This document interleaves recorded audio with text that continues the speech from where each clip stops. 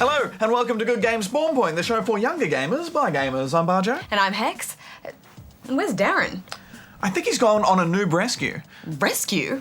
I thought he only exterminated noobs. I guess it depends on how old they are. We all have to start somewhere, but I'm sure we'll find out later on. Anyway, what's on the show this week, Hex? We're building race tracks and race cars, and then we race them in ModNation Racers. We're going to take a look at some breathtaking water levels in Spawn Point Dissects. And the One Face review hands down its judgment on the classic game Tetris. Oh, hi Darren. Where have you been? We've got a show to do. Oh, I had an oil leak. Ew. That's gross. It's bad when fluids build up like that. I don't want to talk about it. Awkward. In a world where bland carts ruled, one woman had the courage to take you from bland to brilliant.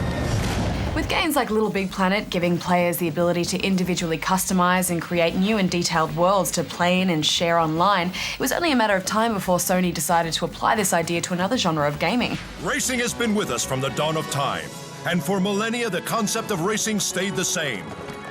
But in 1931, entrepreneur Marcus Ramses Callahan had an idea that would change racing forever. Well, United Front have stepped up with the same twist on kart racing and come up with ModNation Racers. Yes, think Mario Kart meets Little Big Planet. It's got all the elements that we know and love about a great kart racing game, but then an added layer of these insanely addictive customization options that will inspire even the most uninventive players with the creative genius of Picasso. Your options seem limitless, and if you're into customization and creativity, then you'll have a field day here. Yeah, I mean, I love a good kart racer at the best of times, but Mario's classic formula was so great that it's hard to turn out a game to rival its gameplay. But here, you have the freedom to customize everything, from the kart you race in, to the tracks you race on, and your driver.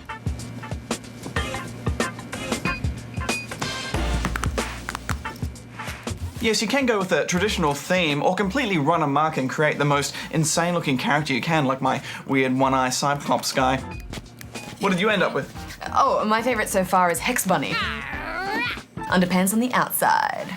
Right, well, you start with over 50 skins to choose from the abstract to the fabric-inspired. There are hundreds of mouths, noses, eyes, props, clothing items, helmets and stickers to truly make your racer an individual, with even more to unlock in the career mode, or you can just hit random and see what the great gaming god of randomization serves up on a plate for you. Who's your favorite uncle? I am, because I'm gonna make you rich, like me, Uncle Richard. The career has a pretty basic story to dust off your racing skills, but mostly you'll just be playing this for the unlocks. I need that pirate ship steering wheel, Barjo.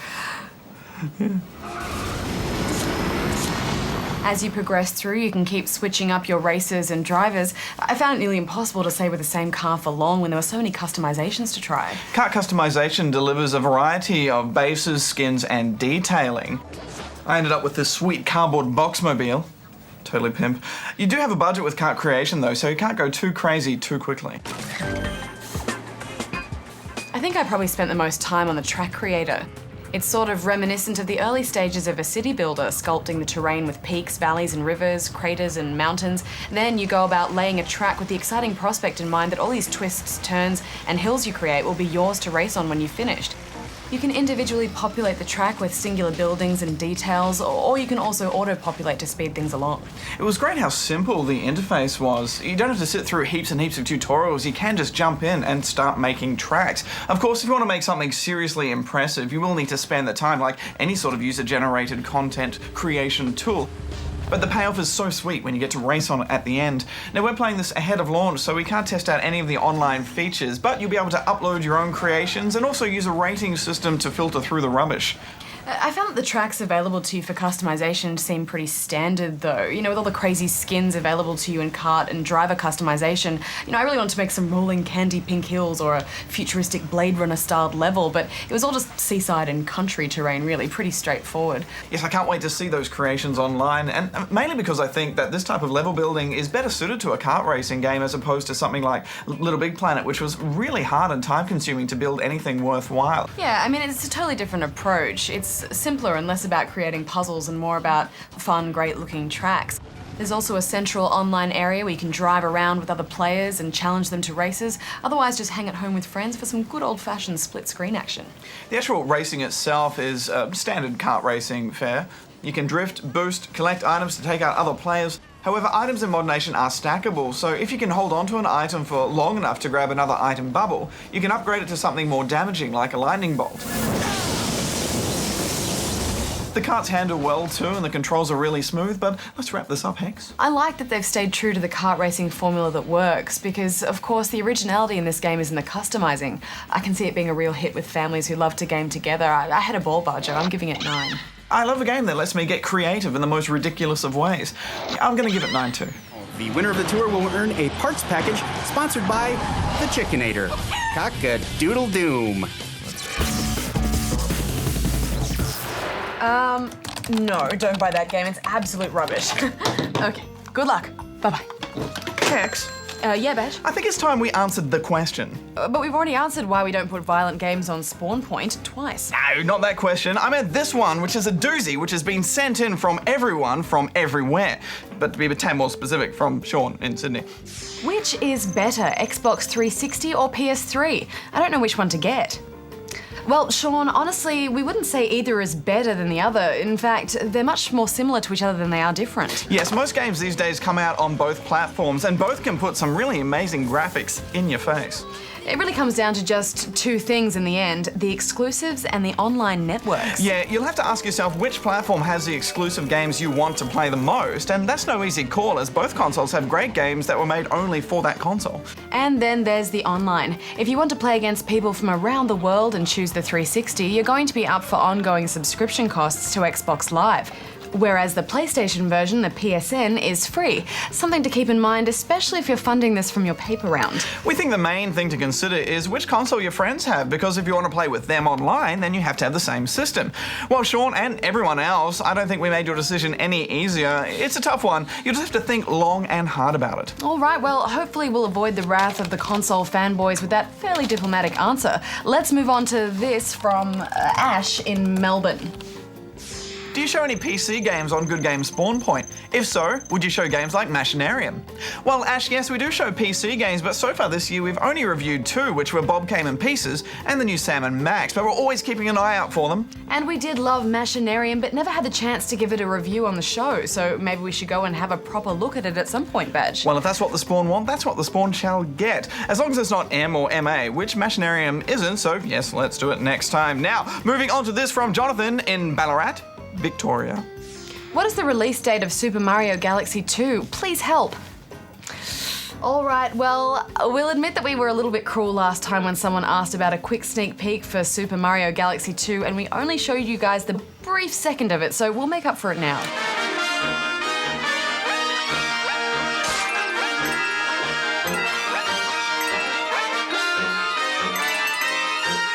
Yeah, that was cruel. Funny though, I thought. Anyway, Super Mario Galaxy 2 is set to come out in Australia on June 10th, which is less than a month away, so we haven't got long to wait. And yes, we will be reviewing it, so you can be sure of that. You know, the original's actually still my favourite Wii game, Badge. Yeah, me too. Here's hoping the sequel can dethrone it from our #1 spot. Anyway, we'll do one more quickie. How about this from Ben in Onslow, Western Australia? Is there a jet fighter game for the Xbox 360 that lets you actually land the plane? Indeed there is, Ben. Ace Combat 6 Fires of Liberation is a great jet fighter game, one of the best if you ask me, and yes, it lets you land your plane, and of course, you can take off too. Yeah, it's not really something you ever have to do though. It's just a way for you to resupply your ammo if you're running low, but you can still land and take off to your heart's content. Gotta love a smooth landing, eh, Badge? Yeah. Well, speaking of landing, let's land this Ask Good game for the week. Nice segue, Hex. But yes, that's all the time we have for this week's Spawnlings. As always, if you have something that's puzzled you, then please be sending in your questions here.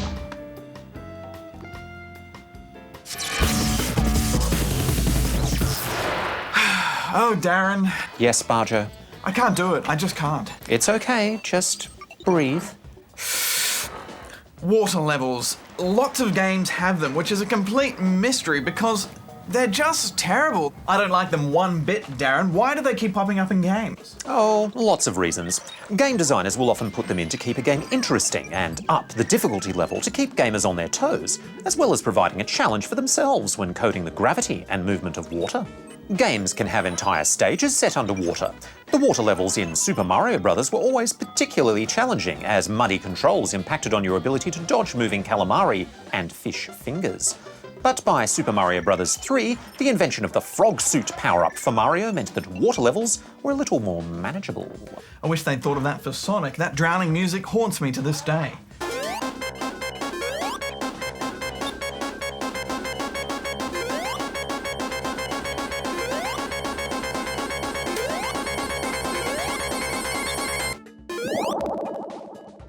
But if entire submerged levels make you panic, at least some games offer water challenges in palatable bite-sized pieces. Many games include elements of the shimmering blue stuff within levels, sometimes for you to explore, but usually only to provide you with an extra challenge when you have to retrieve something important. It can be quite straightforward, but sometimes it can also be a real slog to collect the item before air runs out, giving you, in effect, a time limit. But even without a time limit, underwater levels can be infuriatingly frustrating. The water levels in Zelda Ocarina of Time and Twilight Princess are notorious for taking hours and hours to complete.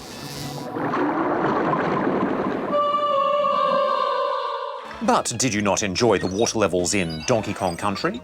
Yeah, okay, they were fun, I admit it, and riding that swordfish was pretty cool.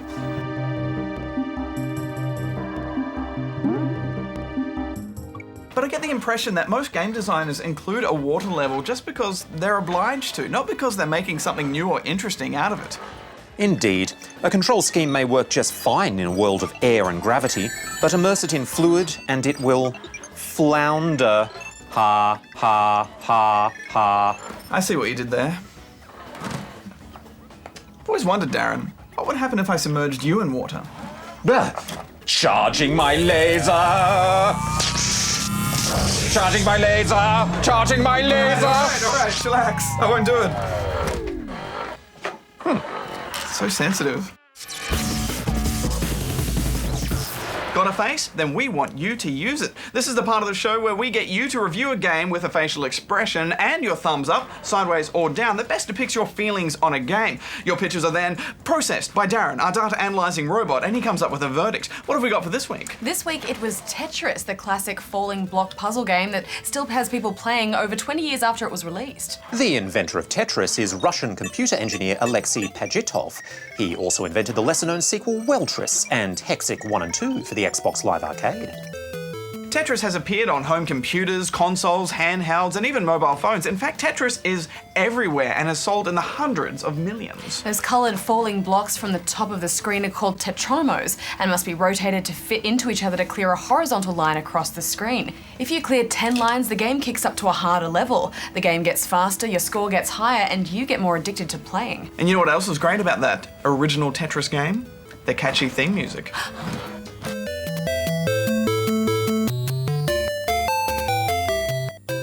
It's actually an instrumental arrangement of a traditional Russian folk song. It's an oldie but a goodie. It may seem like an innocent little puzzle game, but serious scientific research has been done that seems to show more efficient brain activity in people who play a lot of Tetris. In fact, they think it may actually thicken your cerebral cortex, which we use for memory, language, and general consciousness. Did you know that the game just continues forever? It gets harder and harder until it's too difficult for any human player to continue. Well, would you like me to process the one-face review? Oh, you're being very polite today, Darren. That'll be great. Oh, I exterminated a few noobs last night, so I'm in a pretty good mood. Loading program. Evaluating expressions. Poking at Basil. Rerouting logic unit to accumulator. Aha! The verdict on Tetris is awesome. Of course it is. It's puzzle-tastic. Hex, you know what? I think we need to start challenging our viewers with more difficult decisions in the one-face reviews.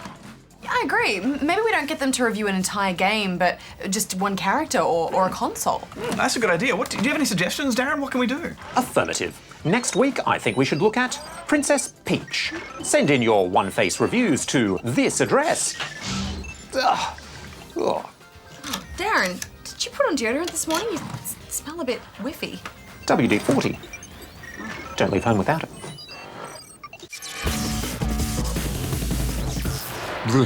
Blech you. Well, that brings us to the end of another episode of Good Games Spawn Point, but we will return with more from the wonderful world of video games. Yes, and don't forget, if you want to get your face on the telly, submit your face to the One Face Review, which you can do here. And this week it's all about Princess Peach. Tell us what you think. Till next time, gamers, may all your games be good ones. Hex out. Bajo out. Darren out. Darren, what's going on? What's with the shenanigans? Yes, you look very flamboyant. Oh, this? Oh, this is just for my SingStar videos. I was uploading some new ones. What were you singing? Oh, you know, some Queen, some 80s hits. Okay. You can give us a little demonstration if you want. Just a few bars. We are the champions, I already regret my this. friends. I regret asking him. And we'll keep on fighting till the end. We are the champions.